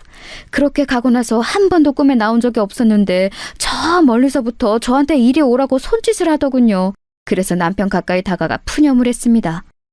아이고, 생전 안 찾아오더니 이제야 왔소. 잘 지냈는가? 나야 못 지낼 게 어딨어요. 일찍 간 당신 억울하게 잘 먹고 잘 살고 있어요. 그랬더니 남편이 웃더군요. 그거 참 다행이라면서 말이에요. 나 데리고 가려고 왔어요? 당신은 올라면 한참 멀었으니까 그런 말 하지도 마소. 그럼 이제사 내 안부가 궁금했어요? 거기가 지낼만 한가 보제? 지낼만 하던 아니던 지금 올 생각은 하지도 말고 할 말이 있어서 왔소. 무슨 말이요? 제 질문에 남편의 표정이 갑자기 굳어지더라고요. 좀 전에 희미하게 웃고 있던 모습과는 달리 그놈마다 못해 무서워 보였습니다. 그래서 제가 한 발 물러나려 하니 제 손목을 꽉 잡고는 한마디 한마디 힘줘 말하더군요. 내일 며느리 조심하소. 예? 그게 무슨 말이에요? 며느리 절대 조심하소. 알겠소? 남편이 아플 정도로 손을 꽉 잡고는 신신당부를 하더라고요. 그래서 일단 고개를 끄덕였습니다. 알겠어요. 근데 왜... 제가 알겠다고 하자마자 한 번 더 뚫어져라 저를 쳐다보더니 스르륵 사라지더군요. 남편이 사라짐과 동시에 잠에서 깼습니다. 기분이 이상했어요. 남편의 표정도 처음 보는 무서운 표정이었고 무엇보다 꿈이 너무나 생생했습니다. 남편이 꽉 잡았던 손목의 느낌도 아직 나는 것 같아요. 그렇게 이상한 기분으로 하루를 시작했습니다. 그런데 소름이 돋는 일이 일어났어요. 한동안 연락이 없던 며느리가 집으로 찾아온 겁니다. 진짜 기분 이상하더라고요. 네가 무슨 일이냐? 꼭 무슨 일이 있어야 하나요? 그냥 환절기고 어머님 입만 떼면 한 번씩 꼭 감기 걸리시잖아요. 그래서 좋아하시는 백합죽 써드리려고 왔죠. 요즘 맛있대요. 몸 괜찮다. 그래도 드세요. 뭐 죽을 아플 때만 먹으라는 법 있나요? 그리고 좋아하시잖아요. 그러고선 부엌으로 들어가 준비해온 재료들로 죽을 쓰기 시작하더군요. 그 뒷모습을 가만 보고 있는데 자꾸 어젯밤 꿈속에서 남편이 해준 말과 그 말을 해줄 때의 얼굴이 생각났습니다. 그렇게 며느리의 모습을 가만 보고 있는데 시간이 꽤 지났는지 다 됐다고 하더군요. 찝찝한 마음을 안고 식탁에 앉았습니다. 간 봤는데 진짜 맛있게 잘 됐어요. 그래 보이는구나. 죽은 진짜 맛있어 보였어요. 하지만 선뜻 손이 가지 않더군요. 자꾸 얹힌 것처럼 남편의 모습이 떠올랐습니다.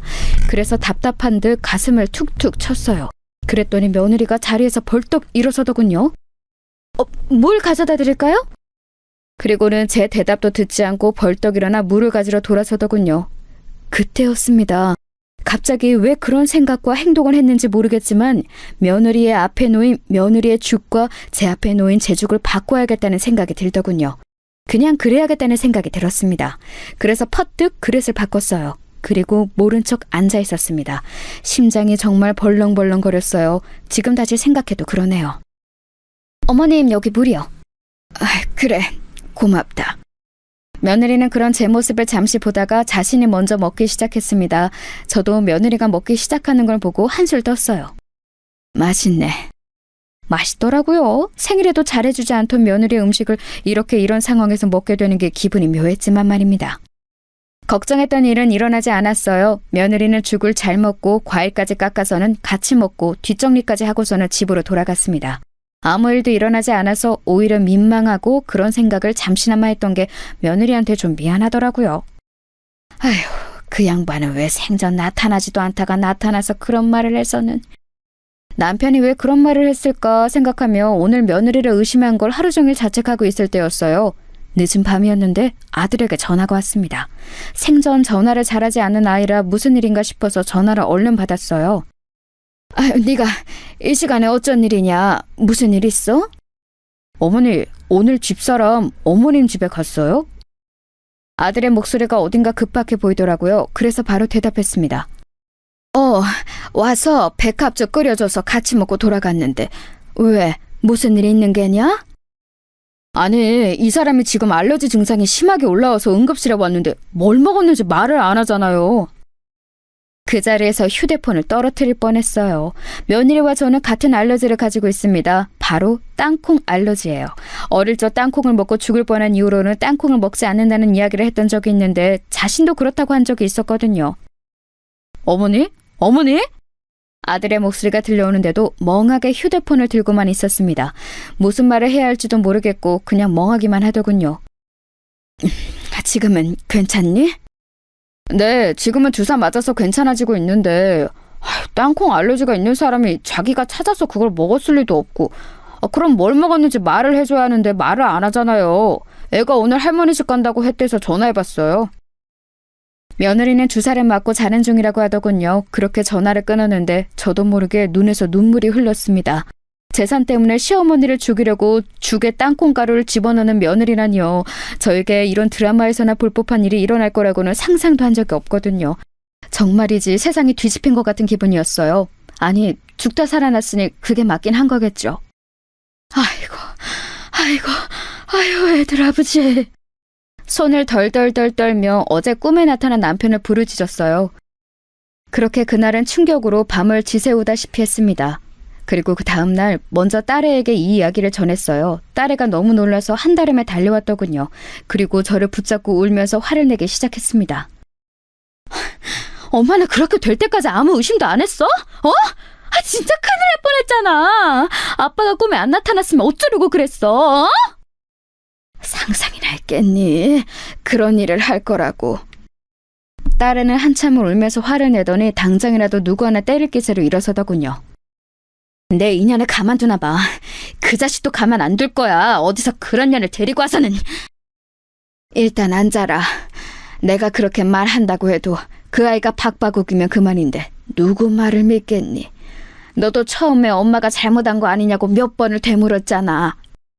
딸을 씩씩거리더니 이내 앉더군요. 그리고는 눈물을 닦으며 말했습니다. 그러면 이렇게 하자. 어떻게? 내일 엄마 혼자 병문안을 가. 그리고는 그냥 왜 그랬냐고 물어봐. 모른 척해도 다 알고 왔다고 그래. 녹음기 꼭 가져가서 녹음하고. 알겠지? 며느리를 만날 생각을 하니까 다시 손이 떨려왔지만 그런 무서운 아이랑 아들을 계속 같이 살게 둘 수도 없는 노릇이었습니다. 그리고 또 언제 저한테 그런 짓을 또 할지도 모르잖아요. 그래서 덮어둘 수는 없었어요. 딸이 했던 당부를 몇 번이나 되새기면서 며느리가 입원해 있는 병원으로 갔습니다. 병실 앞에서 딸이 알려준 대로 휴대폰의 녹음 버튼을 누르고 심호흡을 한 번 크게 한 뒤 문을 열었어요. 며느리가 딴 곳을 보고 있다가 저를 보고는 화들짝 놀라더군요. 제가 올 줄은 몰랐던 것 같습니다. 그리고는 제 눈치를 보기 시작했어요. 별일 아니라고 아범한테 어머니한테는 절대 말하지 말라고 했는데 했다고 하더라고요. 며느리의 그 말에도 대꾸 없이 그냥 가만히 보고 있었어요. 그랬더니 평소와는 달리 입을 쉬지 않고 계속 떠들더군요. 다 나와서 이제 퇴원하면 되는데 왜 오셨어요 괜히. 눈치를 보면서 그렇게 말하길래 그냥 조용히 넌지시 물었습니다. 딸아이가 한 당부대로 절대 화는 내지 않고요. 왜 그랬니? 그 말에 며느리가 굳더군요. 그러고는 얼굴이 하얗게 질리기 시작했습니다. 뭐가요? 무슨 말씀하시는지 저는 모르겠어요. 너 그날 나한테 준 죽에 땅콩가루 섞은 거 내가 모르고 왔을 줄 아냐? 며느리가 손을 벌벌벌 떨기 시작했습니다. 어머니, 뭔가 오해가 있으신가 본데. 네가 이런 식으로 나오면 나도 애비한테 다 말하는 수밖에 없어. 딸애가 말한 대로 바로 아들 이야기를 하면서 협박 아닌 협박을 했습니다. 그랬더니 침대에서 벌떡 일어나 무릎을 꿇더라고요. 그리고는 싹싹 빌기 시작했습니다. 어머니, 진짜 죄송해요. 제가 순간 눈이 뒤집혔었나 봐요. 돈에 눈이 멀어서. 저도 어머님이 그날 죽 드시는 거 보고 이건 아닌데 아차 싶었지만 이미 벌어진 일이라. 제 앞까지 와서 바지가랑이를 붙잡았습니다. 한 번만 용서해주세요. 애비한테만큼은 절대 비밀로 해주시면 안 될까요? 제가 죽을 때까지 어머니가 하라는 대로 다 하고 어머님이 죽으라면 죽는 신용도 할게요. 재산 하나도 안 물려주셔도 괜찮아요. 저 진짜 후회하고 있어요. 한 번만 용서해주세요. 그러면서 눈물을 펑펑 흘리더군요. 그런 일을 저질렀다는 걸 알고 나서 보는 눈물이라 불쌍하지도 마음이 동하지도 않았습니다. 그냥 이 위기를 모면하기 위해 우는 걸로밖에는 안 보였어요. 제가 아무 말도 하지 않고 쳐다만 보고 있자 더 애가 다른 것 같더라고요. 생각해보겠다는 말을 하고 병실을 나왔습니다. 그리고는 딸아이에게 그 녹음본을 들려줬어요. 엄마, 진짜 용서해줄 건 아니지? 물론 그럴 생각은 없었습니다. 무서워서 같이 밥이나 먹을 수 있겠냐고요. 언제 또 나를 죽이려 할지 모르는데 말입니다. 그런데 아들에게 어떻게 말을 해야 할지 차마 입이 떨어지지 않더군요. 그래도 부인이고 애들 엄마고 그런 아이인데 말입니다. 충격받을 게 뻔했기 때문에 입이 떨어지지 않았습니다.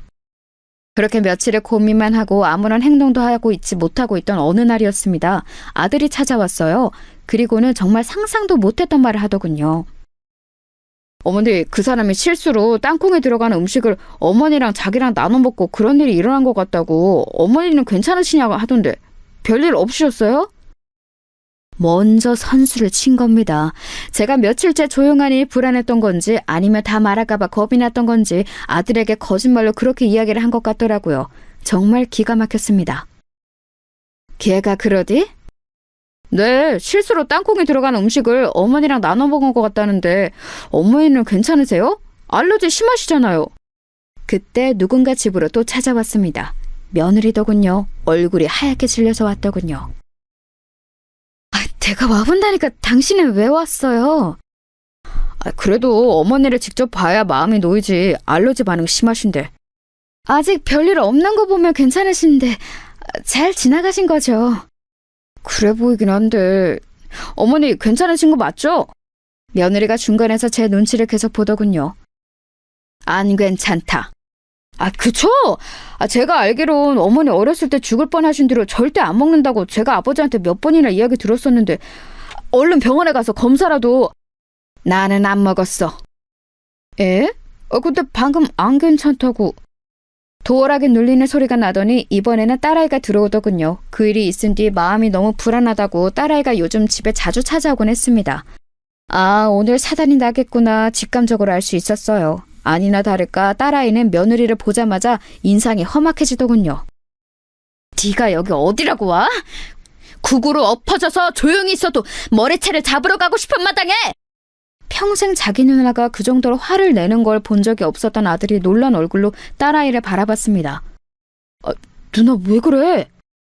왜 그러긴? 뭐가 왜 그래? 네 와이프가 엄마 죽이려고 했는데? 아니, 실수로 땅콩이 들어간 음식을 같이 먹은 건 맞지만 일부러 그런 것도 아니고 실수인데 뭘 또 죽이려고 했다까지가. 뭐? 실수? 너 지금 실수를 했니? 딸아이가 씩씩거리면서 며느리를 노려보니 며느리가 입술을 꽉 깨물더군요. 그러고는 다짜고짜 무릎을 꿇었습니다. 제가 정말 죽을 죄를 지었어요. 다시는 이런 일 없게 하겠습니다. 정말 실수했어요. 실수라고 밀고 나가기로 했나 보더군요. 제가 녹음까지 해놨을 거라고는 꿈에도 생각하지 못하는 것 같았습니다. 실수? 실수를 했니 너 지금? 네. 어떻게 생각하시는지 알겠는데 저는 진짜 실수한 게 맞아요. 제가 죽을 뻔한 게 그 증거이지 않아요? 딸아이가 기가 차서 가슴을 퍽퍽 치더군요. 네가 엄마 재산 노리고 일부러 백합죽에 땅콩가루를 넣어놓고 지금 실수라고? 백합죽에 땅콩가루를 넣은 게 실수라는 거니? 그런 레시피가 어딨어? 백합죽에 땅콩가루를 넣은 적 없어요. 그 뒤에 먹었던 디저트가 그랬던 거지. 나는 디저트를 먹은 적이 없는데? 제 말에 며느리가 잠시 움찔하더군요. 어머니가 깜빡하신 거예요. 제가 빵 사와서 같이 드셨잖아요. 아니, 나는 아무리 생각해도 그날 너랑 먹은 거 백합죽이나 사과밖에 없다. 가만 듣고 있던 아들이 말을 보태기 시작했습니다. 백합죽에 이 사람이 땅콩가루를 왜 넣어? 누나도 너무 억측하지 마. 사람을 어떻게 그런 식으로 보고 말해. 네가 사람 보는 눈이 없으니까 저런 애는 마누랍시고 데리고 사는 거야. 지금 말 다 했어? 생사람 이렇게 말도 안 되는 소리 하면서 잡는 누나는 인성이 뭐 좋은 사람이야? 생사람? 생사람? 엄마가 그날 아빠가 꿈에 나타나서 며느리 조심하라고 안 했으면 그 말이 떠올라서 제 죽그릇이나 엄마 죽그릇 안 바꿨으면 그날 그거 먹고 쓰러진 사람은 엄마가 됐을 거야. 엄마는 집에 혼자 있으니까 아무도 발견해주는 사람 없이 그냥 돌아가셨겠지. 근데 뭐? 억측? 생사람? 그거 다 그냥 추측이잖아. 그리고 이 사람도 크게 아팠으니까 기억이 뭔가 잘못됐을 수도 있는 거고. 정말 너무들 하시네요. 며느리가 울기 시작하더군요. 그 모습을 보니 더 이상은 참아줄 수가 없었습니다. 그래서 방으로 들어가 휴대폰을 들고 나왔어요. 그리고는 그날 했던 대화의 녹음을 틀었습니다. 그 안에는 며느리가 제게 싹싹 빌면서 아들에게만은 비밀로 해달라는 음성이 다 녹음되어 있었어요. 그걸 듣는 며느리 얼굴이 하얗게 질려갔고 아들 또한 마찬가지였습니다. 당신 이거 뭐야? 진짜야? 여보, 그게 아니고... 며느리가 아들의 팔을 붙잡았지만 아들은 그런 며느리를 소름 끼친다는 듯 밀어버렸어요. 며느리가 바닥에 엎어져서는 울기 시작했습니다. 어머니 죄송합니다. 누나 미안해. 일단 나도 생각할 시간이 좀 필요해서. 그리고는 정말 충격받았는지 비틀거리며 집 밖을 나서더군요. 그 뒤를 며느리가 따랐습니다. 한바탕 난리가 나고 난 뒤 딸아이는 차라리 잘 됐다며 시원하다 했지만 아들의 그 충격받은 얼굴이 머릿속을 떠나지 않더군요. 정말 많이 놀란 것 같았거든요. 그 다음 날도 며느리는 집 앞을 찾아와서 울며 불며 빌었습니다. 한 번만 용서해달라고 말이죠. 딸아이가 그 모습을 보고 아들에게 전화를 한 뒤 며느리는 한동안 나타나지 않았어요. 그리고 얼마 뒤 아들을 통해 소식을 들을 수 있었습니다. 이혼하기로 했어요. 양육권은 제가 전부 갖고 그냥 원룸 보증금 정도만 주기로 하고요. 마음 같아서는 경찰에 바로 신고를 하고 싶고 그래야 하는 게 맞는 거지만 애들 엄마잖아요. 애들 생각해서라도 한 번만 용서해 주세요. 정말 죄송합니다, 어머니. 딸아이는 그럴 수 없다고 난리를 쳤지만 손주들이 엄마가 살인미수범이라는 사실을 알게 되고 또 그게 세상 밖으로 퍼지게 되었을 때 받을 충격이 걱정되는 건 저도 마찬가지였습니다. 그래서 아들의 뜻에 따르기로 했어요. 그 이후로 몇 년 동안 며느리를 볼 수 없었습니다. 소식도 들리지 않았어요. 뭐 죽은 듯이 사느라 그런 거겠지 했습니다. 하지만 알고 봤더니 이름도 바꾸고 성형수술로 얼굴도 다 바꿔서 다른 남자와 결혼했다더군요. 그것도 처녀라고 속이고 말이죠. 그러나 곧 그 집에서도 돈돈거리다가 쫓겨났다고 들었습니다. 그 아이는 언젠가 사고를 한번 크게 칠 것 같은 느낌이 아직도 듭니다. 그래서 가끔 그때 제대로 처벌을 받게 했었어야 했나 싶은 생각도 들었어요. 어디선가 저 같은 피해자가 또 생길지도 모르고 그때는 미수가 아니라 진짜로 실행될 수도 있는 일이었으니까요. 다시 한번 며느리의 소식을 들은 건 아들의 재혼식장에서였어요. 아니, 소식을 들었다기보다 제 눈으로 봤죠. 그 아이를 말입니다. 식장에 찾아왔더군요. 얼굴이 바뀌어 있었지만 저는 한눈에 알아볼 수 있었습니다. 그 사람이 가진 분위기라는 건 쉽게 바뀌지 않더라고요. 저와 눈이 마주치자 잠시 놀라는 것 같더니 다가오더군요. 놀라 도망갈 줄 알았는데 의외였습니다. 잘 지내셨어요? 못 지낼 건 또 뭐니? 그래 보이시네요. 새 며느리 봐서 좋으시겠어요. 그래, 너와 달리 참하고 좋은 아이라서 좋다. 애들이 새엄마 밑에서 자라는 게 좋은 건 아닌데요. 너 같은 엄마 밑에서 자라는 것보단 낫지 않겠니? 제가 저조차고 그런 거였겠어요? 그게 다 당신 아들이랑 손주 더 좋은 환경에서 살게 하려고 그런 거잖아. 그때 곱게 죽었으면 내가 이렇게 될 일도 없었잖아. 아니, 그 전에 재산을 제대로 줬으면 이런 일이 없었을 거 아니야! 말도 안 되는 소리로 아글아글 쓰더라고요. 기가 빠져서 멍하게 쳐다보고 있는데 그 모습을 보고 아들이 다가와 며느리를 끌고 나갔습니다. 나중에 듣기로는 한 번만 더 나타나면 그날 그 녹음본을 가지고 바로 경찰서로 간다고 했다더군요. 그 이후로는 며느리의 소식은 더 이상 들을 수 없었습니다. 본인도 겁이 난다면 더 이상 저희 앞에는 나타나지 않겠죠. 속 시원하게 마무리된 것 같지는 않지만 손주들을 생각해서 어쩔 수 없는 선택이긴 했어요. 물론 가끔 후회는 하지만 말입니다. 아직도 그때 한 선택이 잘한 건가 하는 고민은 되지만 말이에요. 긴 이야기 들어주셔서 감사합니다. 아, 지금 며느리는 저에게도 아들에게도 또 손주들에게도 더없이 잘해요. 하지만 그래도 재산은 미리 물려주지 않으려고요. 저도 얻은 교훈이 너무 많거든요.